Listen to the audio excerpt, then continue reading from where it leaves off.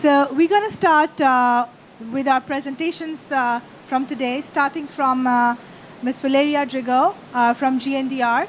And she's going to have a live connect session with the San Mateo community from Rizal Province in Philippines. And we'll see what they're going to talk about. So I will give the floor to Valeria now. Yeah. Thank you.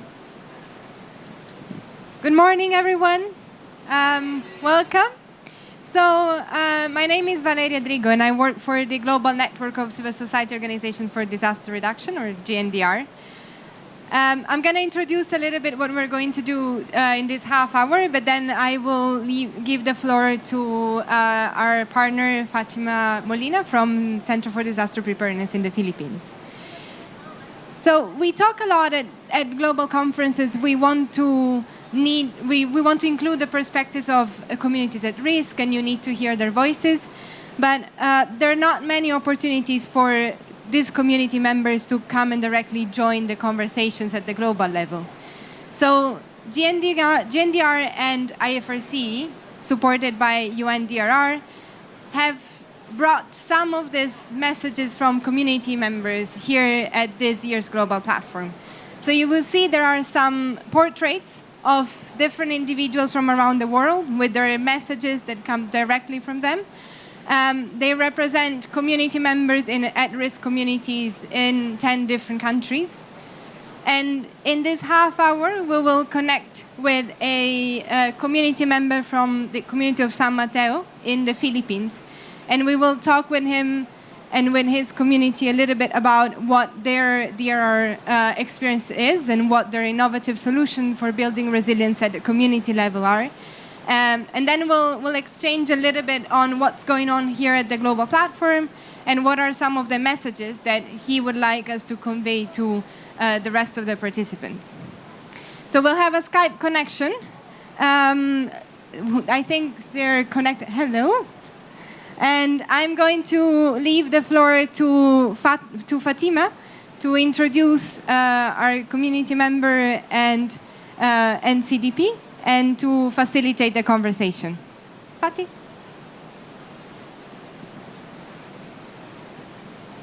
Thank you, Valeria. So good morning, everyone. Thank you for gracing our Ignite stage. So I'm Fatima from the Philippines, from the Center for Disaster Preparedness. Today we will learn about the Buklod Tao. It's a people's organization based in the Philippines. So here with us is Kanoli. So he is the founding president of Buklod Tao, and Ms. Mayforth Luneta, our deputy executive director in Center for Disaster Preparedness. So hello, Kanoli. Can you hear us? Hello. Good afternoon there. Good morning from here in Geneva, Ms. Mayforth. Hello, hello. Hi. So, wave to everyone. You're seen here in Geneva. So right now we're at the global platform. So Kanoli, can you share about Buklod Tao? So what are your current initiatives on community-based disaster risk management? Our current initiative is earthquake awareness for the community. This includes the high potentiality of our community to not only to earthquake combined with liquefaction. That our latest initiative and innovation, we have been preparing for such innovations since last year through workshops sponsored by the Humanitarian Innovation Fund until last February. ADRR. And also ADRR, yes. Okay, so how about you, Ms. Mayforth? Can you share a little about the current activities on CBDRM in the Philippines? Well, in the Philippines, there are a lot of community-based DRRM efforts because all our partners in the communities, it's already institutionalized in a way that our law says that it is encouraged to have the whole process that should be included. The people in the community should do their risk assessment, their planning, the implementation. And I think one good example is, of course, Kanoli here, who would tell us all the processes of CBDRM. They have initiated. At the same time, they have also worked with the local government and other CSOs with regular projects and funding. And even without regular projects and funding, they're still doing their own CBDRM. So, Kanoli, can you please share with them? Yes, our community-based disaster preparedness and management has started last 1997 yet through community initiatives. And from 1997 up to the present, we've proven to everybody that the way to go to resilience, community resilience, is community-based. And that's our message to the whole world. Okay, Community-based disaster resilience. Okay, thank you for emphasizing that, Kanoli. So, given that you have the global platform as a way to share, so what is your message in order to make communities more active in the global setup? So, how can we promote the people's initiatives and in order to support them better? Well, continue with what GNDR has been doing since 2009. Inclusion of communities through workshops and other activities that involve the vulnerable sectors. We've experienced that. I mean, Buklod Tao, our organization, we have been undertaking community-based preparedness in tandem with the Center for Disaster Preparedness and also Global Network for Disaster Risk Reduction. Thank you. Okay, thank you, Kanoli. Now, the floor is open for questions. So, at the back, Loy.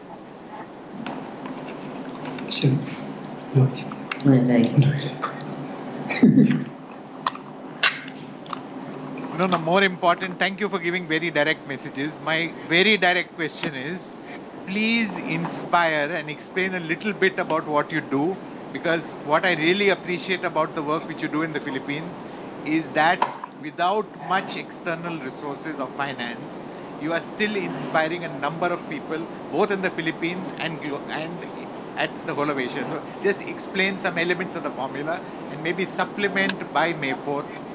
I'm glad I got a chance to touch base with you, but that's not me is not important. Please tell us some lesson.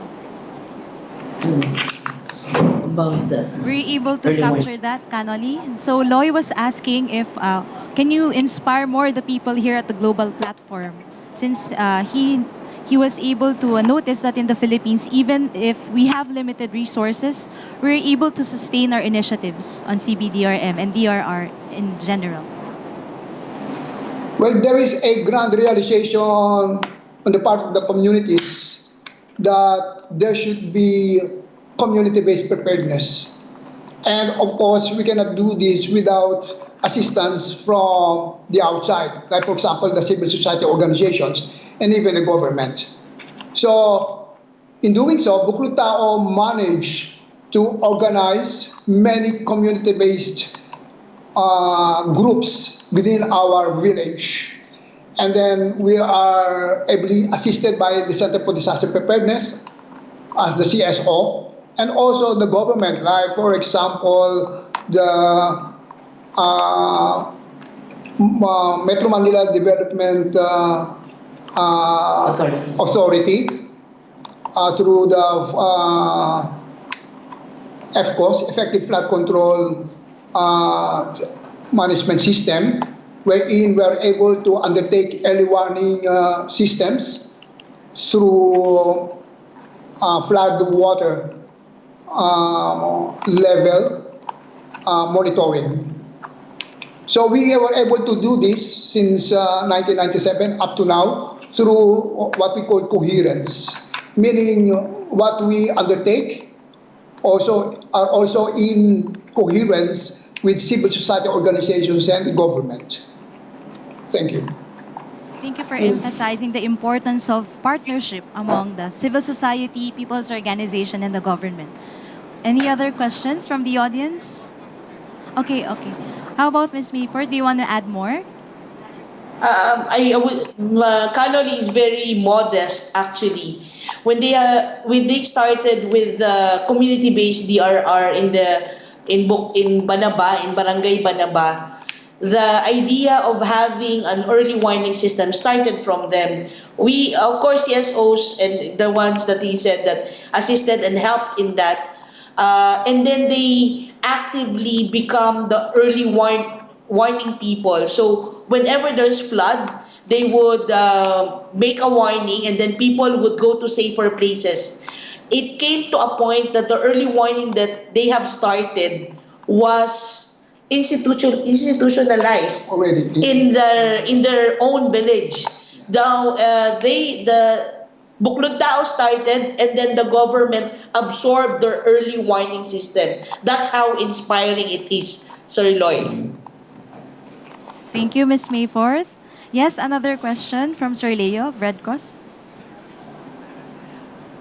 I removed my emblem and you mentioned the Red Cross. Anyway, they're also a partner. Just a point of clarification. I'm sure you also be engaged in the preparedness for the big one. So we have around 42,000 communities or barangay. My question is, out of that 42,000, what is the extent of your reach?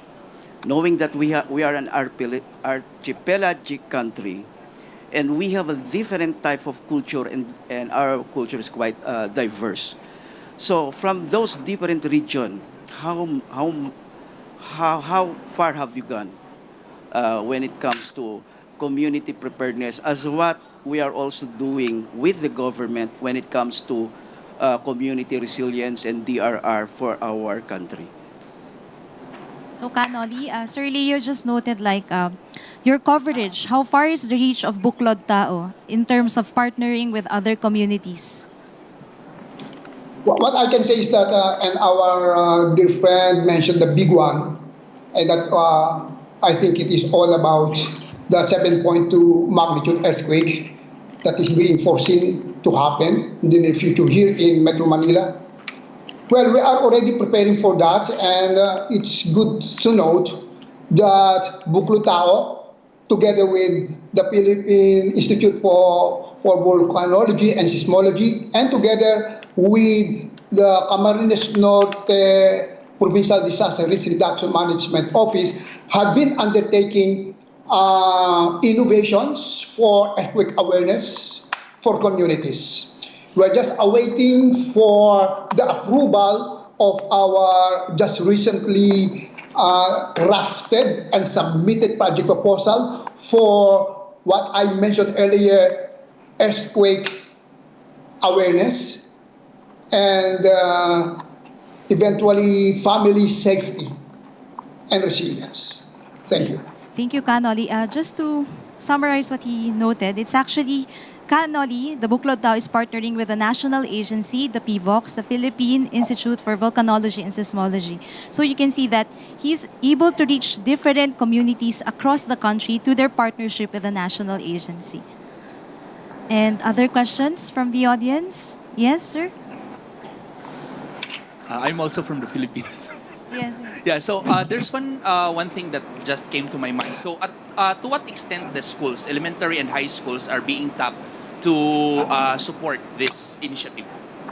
Okay, so Kanoli, a fellow Filipino here asked, how do we partner, or up to what extent do we cover the academe, the schools, high schools, and different institutions?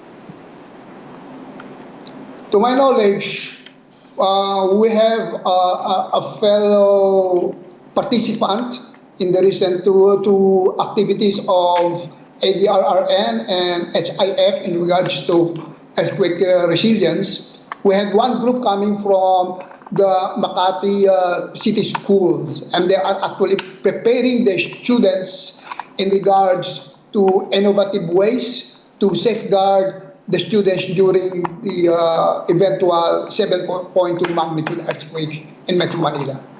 Thank you. So, yeah, they're partnering with institutions like Makati in Metro Manila. Okay, any other more questions? Yes, Lucy. Hi, it's lovely to see you up on the screen here. I know that at the community level, you don't separate out disasters, poverty, climate change. They're all things that impact your lives and livelihoods together. And there's a big theme in this conference this year on coherence between these different agendas. And I thought it would be really good to hear a story from you about how at the community level you're addressing disasters, poverty, climate change together as one. And maybe if you wanted to share any support or challenges you're having from the local government in being able to address those things together. So we're able to capture that, Anoli? Yes, I think I got her right. It's about climate change, and it's very real here in our community. You see, our community is at the juncture of two rivers that are easily swollen, and we are afraid of climate change and global warming. Recent years, we have plenty of typhoons and ravaging floods in the community. And we are preparing for the worst. I've been telling the community that Ondoy, Typhoon Kachana, could be a sign for a much more worse scenario. So I've been telling the community we should be prepared for another Ondoy perhaps. And knowing that, right now, my friends, we are again fabricating another big rescue boat to be donated to another vulnerable community nearby. That's how we prepare for climate change. Climate change, we mean more floods in the community and surrounding communities. Ay, mga tree planting and doon. Di ba? And including, let's include, of course, may I add that Buklod Tao is also into tree planting. We have our own community-based garden wherein we teach people to plant vegetables and trees. Just the other day, our president, Pablo, and our treasurer, Francia, went to San Andres Bukid in Manila. They were invited, or Buklod Tao was invited by one international organization, Medicines du Monde. And Medicines du Monde has a partner in Manila, and they would like that Buklod Tao would teach the community all about planting, gardening. Organic farming. Organic farming, in other words. Thank you. Thank you, Kanoli. Another question from the audience? Or any reflections that you would like to share? Yes, sir? Yeah, I think in the Philippines, based on the different experiences that we had for disasters, basically, in as much as the government or other civil organization are trying to help and assist during disasters or during natural hazards, but I think the most important message is empowering people, because in times of disaster, even those leaders in our communities are also victims.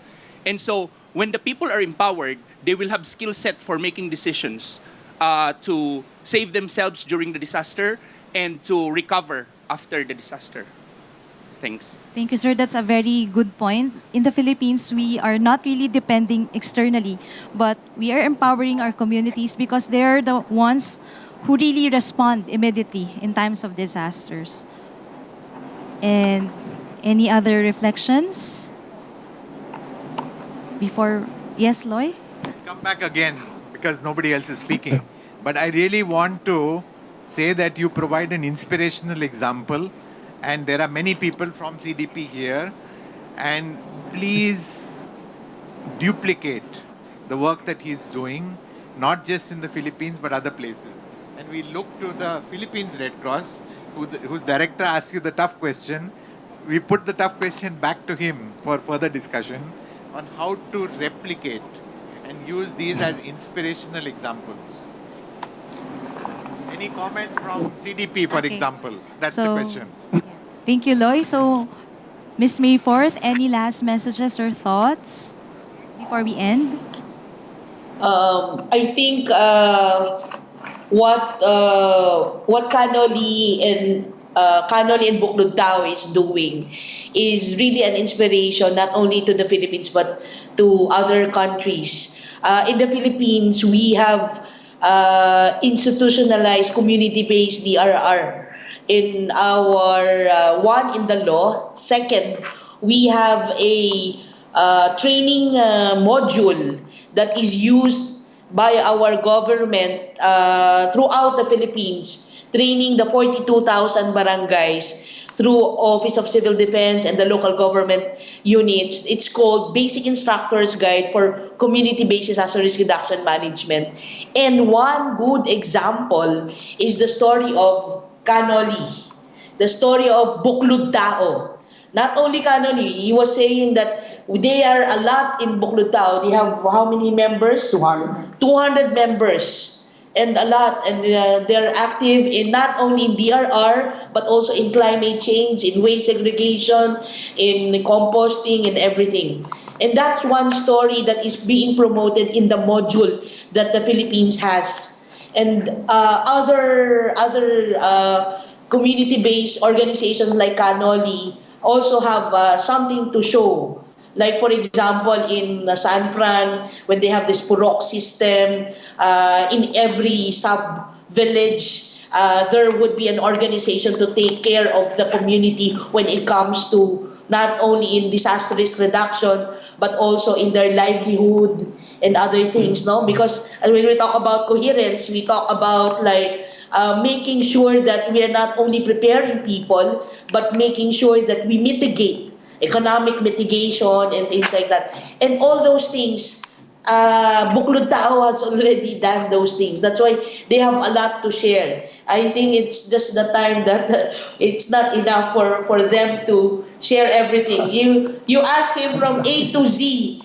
on CBDRM and he can easily share it with you guys. So that's it. Thank you, Loy, for asking us to re-emphasize things. But I do believe every community has their own story to tell.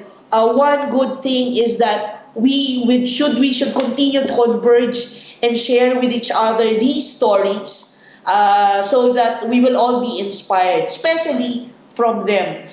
The one that he's sharing now about earthquake resilience and liquefaction actually is very, very new, and they're hoping also that to become one part and to be able to showcase it to other communities as well. Of course, we can only do so much if we're only one, but if we do it together, then we can escalate things and so on to other communities. That's it. Thank you.